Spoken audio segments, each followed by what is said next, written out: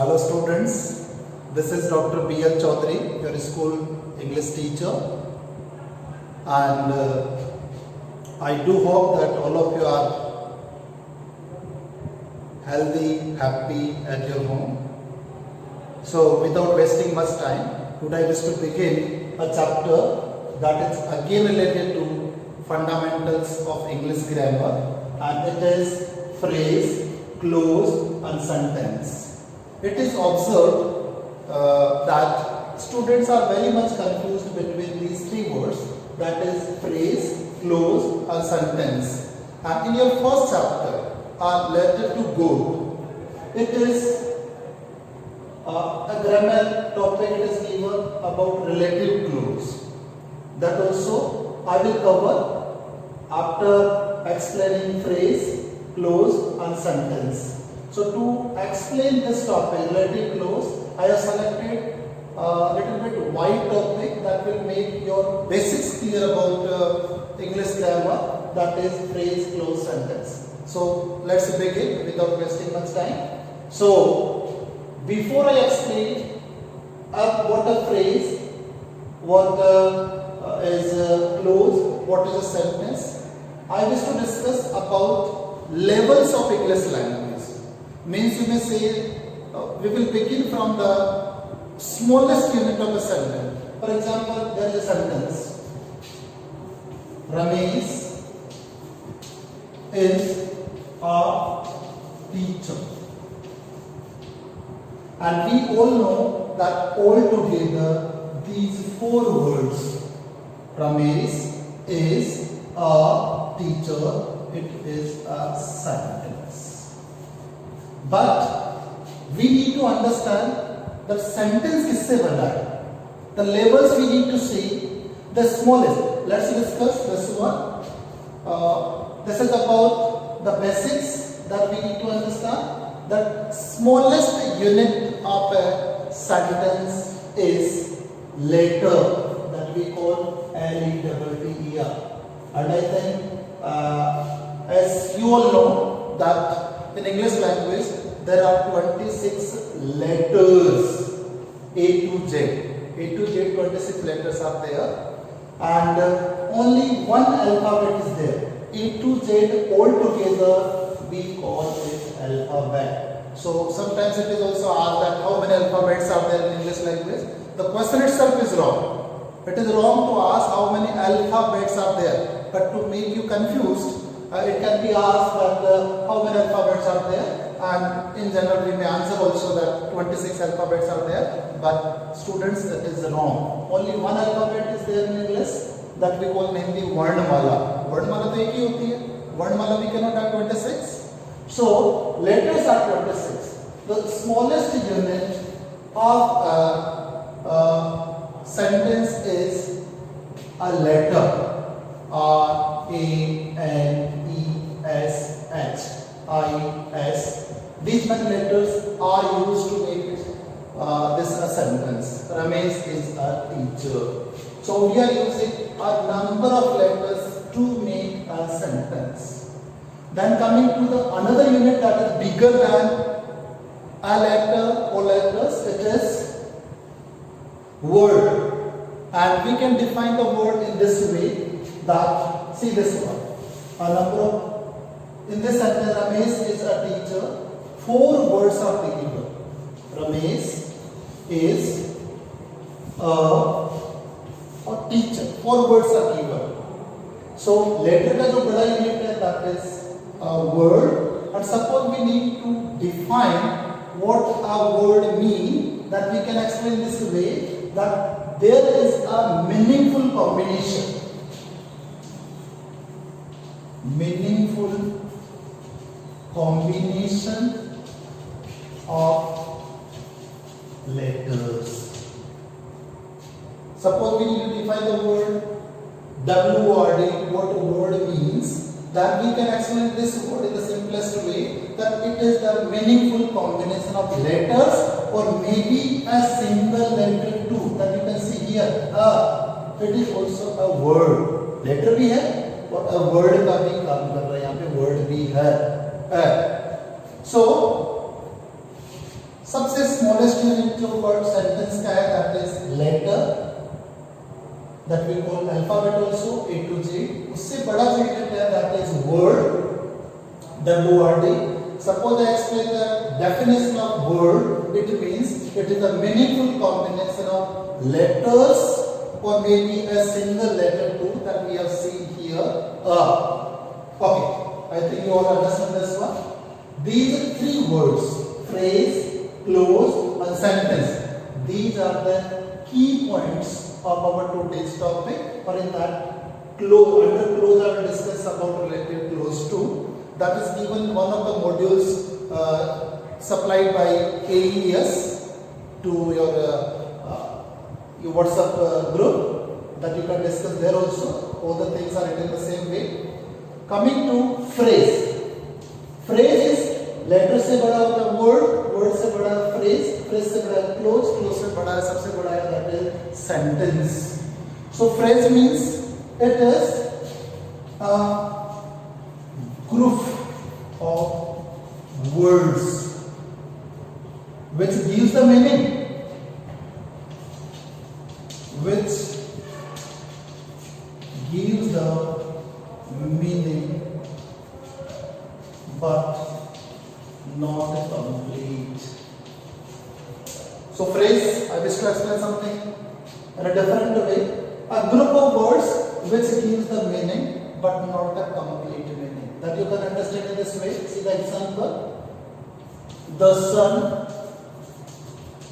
rises in the east. This is the subject. This is the verb. And the remaining part that we call the adverbial here. But this is phrase. So, in the east, it is the meaningful combination of words. Three words are given and they are combined in a meaningful way. It gives the meaning also in the east, but it doesn't complete the sense. In the east we understand. Suppose I tell you in the east, you will ask what in the east means. East में क्या है? Means this is not complete. So we can explain the word phrase in this way, that it is a meaningful combination of words which gives the meaning but not the complete word. Next, it is clause. Clause, again a group of words which gives the complete sense. A group of words which gives the complete sense. Let's see the example. I am a teacher and my father is a farmer. In general, from here up to the end of the sentence, I am a teacher and my father is a farmer. In general, or you completely take sentence from here to the last one. I am a teacher and my father is a farmer. But this sentence has two clauses. From here to this one and this one, what we call conjunctionally used to join these two clauses. And from my father is a farmer. This is clause 1 and this is clause 2. You can understand कि completely the sentence है, बस इस sentence में दो clause है. एक clause है I am a teacher और दूसरा clause है my father is a farmer. So it is made up of two clauses. And clause you can understand in this way also, that it has its own subject and it has its own verb too. In the other sentence also, it has the subject and it has the verb too. Means in other way also we can explain the clause that it has a verb. Here also verb is given, here also verb is given. So this is called clause. So we can define clause again, we can understand it. a group of words. I am a teacher. Group of words it is gives the complete sense. Or that I will explain later on that types of clauses. In that you will understand that there are two types of clauses. That is independent clause or dependent clause. Or in the sentence that I have written here, I am a teacher and my father is a farmer. These two are independent clause. Independent clauses here means that independently they can give their meanings too. Suppose we remove the word and. This conjunction suppose we remove. जिससे ये दोनों close जुड़े हुए हैं, independently they are a sentence too. They give their different, separate, independent meaning. That's why it is called independent clauses are equal to. This is what we call independent, or that is independent clause is equal to a sentence too. Suppose we remove and I am a teacher. This is a complete sentence, gives the complete independent meaning to, or my father is a farmer. That is also gives the independent meaning. So independent clauses are equal to sentences, but dependent clauses that we will discuss about the types of clauses later on. Coming to the sentence, it also has the same definition, a group of words which gives the complete sense. So from here up to the end, Ramesh is a teacher, this is a complete sentence. But what is the difference between these three phrase, clause, sentence? We will have the comparative study in the next slide.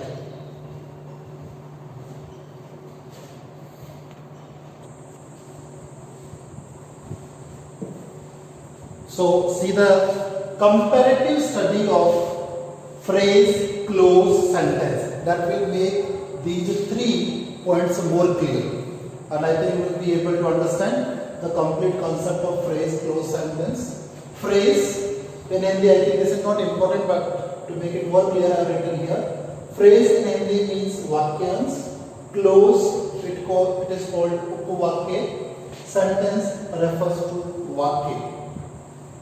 In a phrase, I have written the comparative study on the board to make it clear. It is a group of words. Obviously, that we saw in the example, the sun rises in the east. This is a group of words. In the east, it is a group of words that we call a phrase. Then in clause also it is a group of words. Or in sentence also it is a group of words. So the first point is similar in all these three. Phrase may be group of words, clause may be group of words, sentence also a group of words. And this is a meaningful combination, a meaningful group of words. Coming to second point. In the phrase, no subject, no verb combination. When there is no subject, here we do not find any subject, and here we do not find any verb too. It means it is a group of words which has no subject, no verb. यहाँ पे न verb है और न subject. Coming to the second point of clause, here in the clause we have subject and verb combination. Obviously, suppose we have two clauses, that is independent clause or dependent clause, that we will discuss in the next slide. That independent clauses or dependent clauses, both the clauses have their own subject and they have their own verb. So this is the difference between these two, phrase and clause. Or coming to the second part of sentence, here also we have the subject to verb combination. Coming to it, here you see this is the complete sentence. The sun rises in the east. ये sentence है, इसमें ये subject है, and here it is the verb. That's why it is called a sentence. Coming to third point, that is very much important. It doesn't give complete sense. In the east एक phrase है, or it doesn't give the complete meaning. Although it is meaningful, it is a part of the sentence, but doesn't give the complete sense. In the east, so obviously you will ask, sir, east में क्या है? What is there in the east? Means it is not complete. And here it is, the sun rises in the east. It gives the complete sense. clause, it can give complete sense, it cannot give complete sense. Both the things are there. Two types are independent or dependent clause. So जितने भी independent clauses है, they give the complete sense.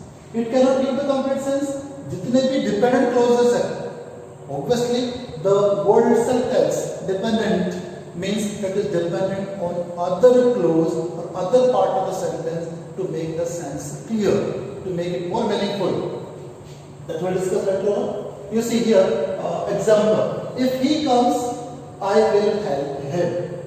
So here, this is if he comes. A conditional sentence here, and this we call dependent clause. Because suppose I simply say if he comes, it doesn't give the complete sense. If he comes, sir, what? I will help him. This is another clause, or that is independent clause. It gives the complete sense. Suppose we remove rest of the part, I simply say I will help him. It gives the complete sense. जितने भी independent clauses है जो अपने meaning के लिए कोई rest of the sentence पे depend नहीं करते, they are equal to sentence. Independent clause है that is equal to sentence. And here you see subject verb combination about the clause. Here you see he is the subject and comes is the subject. And in another clause, I will help him, that is independent clause. Here is the subject or will is also the clause. So in both the clauses, we find subject verb combination, whether it is dependent clause or it is independent clause. Coming to this one sentence, it gives complete sense. इसमें पूरा complete sense आता है. The sun rises east, it gives complete sense. I hope it is very much clear about the phrase I wish to explain again. It is a group of words, no subject, no verb, but doesn't give complete sense. Sense देता है. In the history gives the sense, but not the complete one. Coming to the clause, again it is a group of words. If both the clauses we have subject and verb combination, it may give the complete sense. Means it is the independent clause. Means अपने meaning देने के लिए ये clause किसी दूसरे clause पे dependent नहीं है.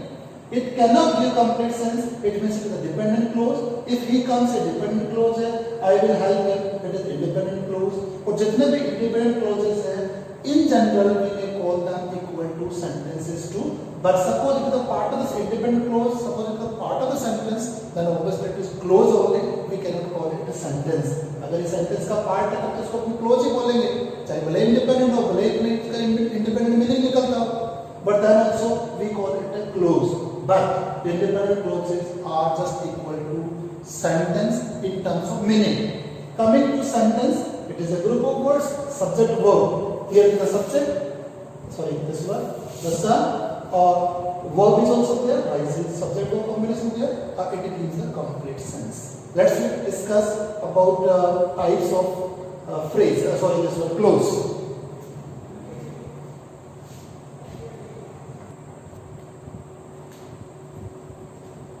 So this is the last slide about, and this is mainly related to clause, because it will cover the relative clause also.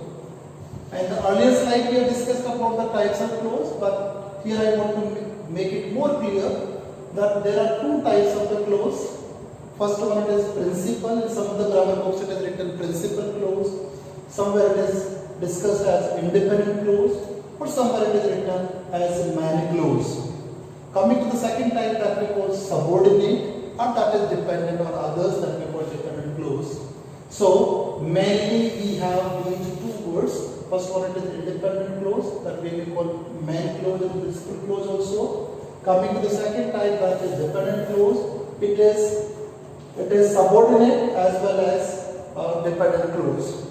So let's take one example. If he works hard, he will pass the exam.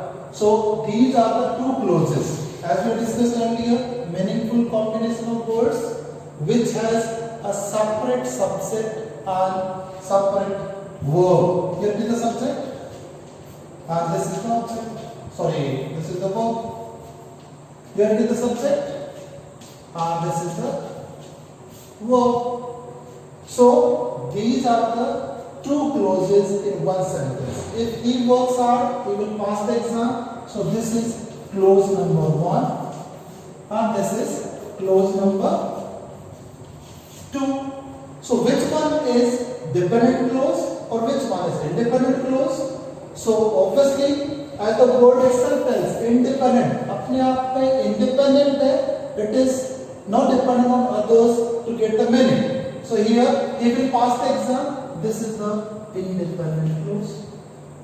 And if he works hard, this is dependent clause, that we call the subordinate clause also. So if he works hard, ये dependent clause है, उसी को अपन subordinate clause बोलते हैं. He will pass the exam. This is the principal, independent, main clause, जो भी आप बोलना चाहे. This is like this.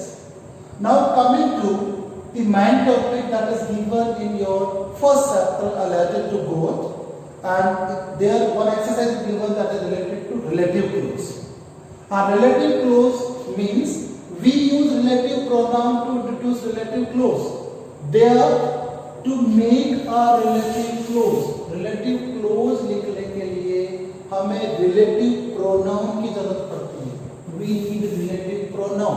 And in the pronoun chapter, fundamentals of English grammar, part 2, we have discussed about parts of speech.